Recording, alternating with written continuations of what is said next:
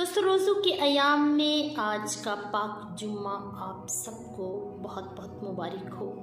यकीनन आज का दिन आपका रोज़ा और आज की इबादत आपको ढेरों बरकत अता करें। दोस्तों आज के दिन हम ख़ास तौर पर 14 मुकाम की इबादत में शरीक होते हैं। 14 मुकाम की इबादत पाक कैथोलिक कलीसिया में रोज़ों के अयाम में ख़ास तौर पर एक गहरी अकीदत है, जिसमें हम खुदावंद यीशु मसीह के सलीबी मकामात को याद करते हैं और सलीबी रास्ते पर कदम रखते हैं। यीशु मसीह के साथ उस पर चलने की और यीशु की अज़ियतों को करीब से महसूस करने की कोशिश करते हैं। 14 मुकाम की अकीदत यूं तो 16वीं सदी में मंजरे आम पर ज़्यादा आई, जहां इसे यीशु के दुखों के मकामात का नाम दिया गया, लेकिन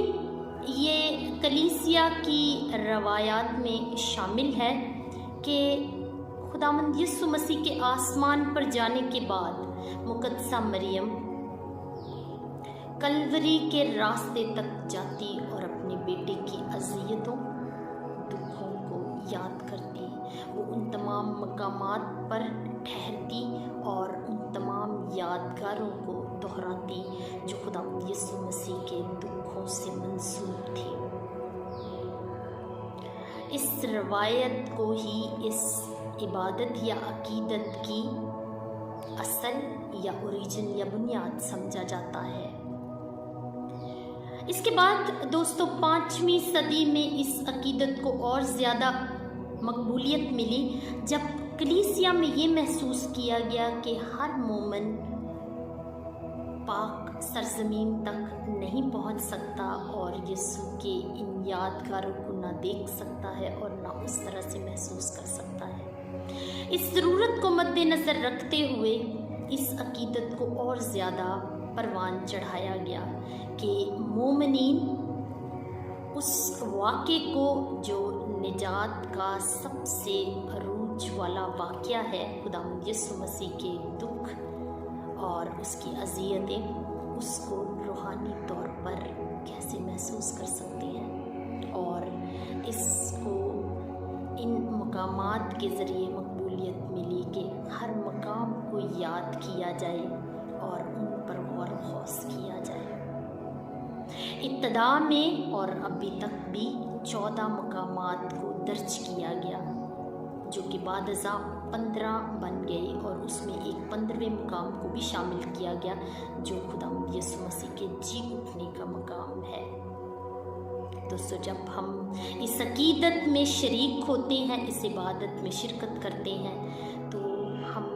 दिली तौर पर अपने आप को खुदावंद यीशु मसीह से जोड़ें। हम इस अकीदत को सिर्फ एक आम इबादत के तौर पर ना गुजारें, बल्कि कलवरी के कदम कदम पर अपने पाँव रखें। खुदावंद यीशु मसीह के साथ चलने की